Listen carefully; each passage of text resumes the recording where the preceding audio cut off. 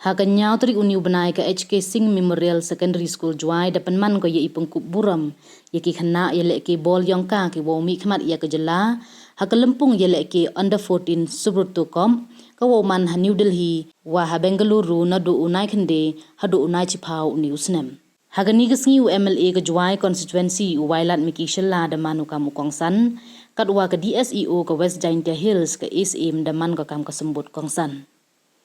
ke SM hawe ye kelam de sngau komen ko wo emlang hakni gesngi wo pynkup burom ye ki khynnah ki wadau mihkhmat ye ke jylla we ki wadawan ra burom ye ke distrik waro kawi de onggale wa ki khynnah wo mihkhmat mto artetin namo usrom gi tang wa kam wo gi ye akor salon haki won ki benta kamju wo bot serin ye ki kam wada bo ki ha ka sisngi de kit bokale ye ki khynnah wo ye khun bha hanong ba Delhi we wo wan ra biang ye inam job cha ke jylla wa ke distrik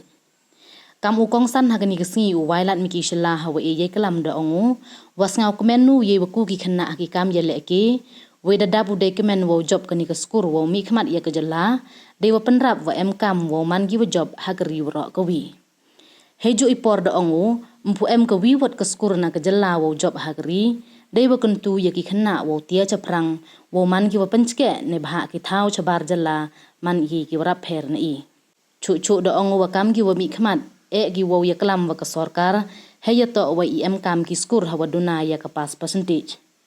dong le wa kam wo man ki wa do yap ki won ki kam la hayung wat chalan khnang wo wan ra ye burom ke jylla wat ya keri de kentu le ye ke skur wo man ki wa elat ye ki khynnah wo penyo ye ki sab wa haki Wyrta miki de pen banah ro wana do news nem ki won ki skur wa mihkhmat ye ke jylla cha ka subruto kop na ka Juai constituency u chilak tangka hagani gesngi de yo ale ye ikalam na principal ke skor uti pasa wa de ye kenten pediang burom ikalam na ke khynnah skor ke en pasa we ya ke yelang da palai da ka hamya shela we de yo ale ingu blai nau ar shooting we de yo ikenten khublei nau sen mitri sumer should not end here because this is just the beginning. And if you remember, I guess many have been a state champion but not a national champion. So you have a chance to create history. So I hope that HK Singh will create that history. And also, I'd like to thank all the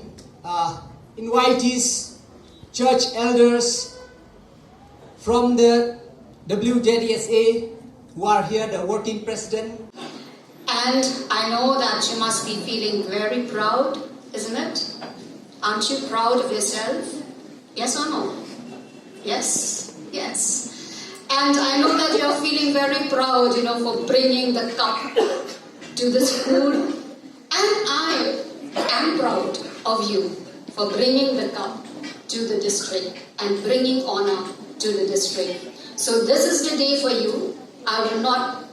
tarry here and there because this is the felicitation program. I will speak specifically for these boys.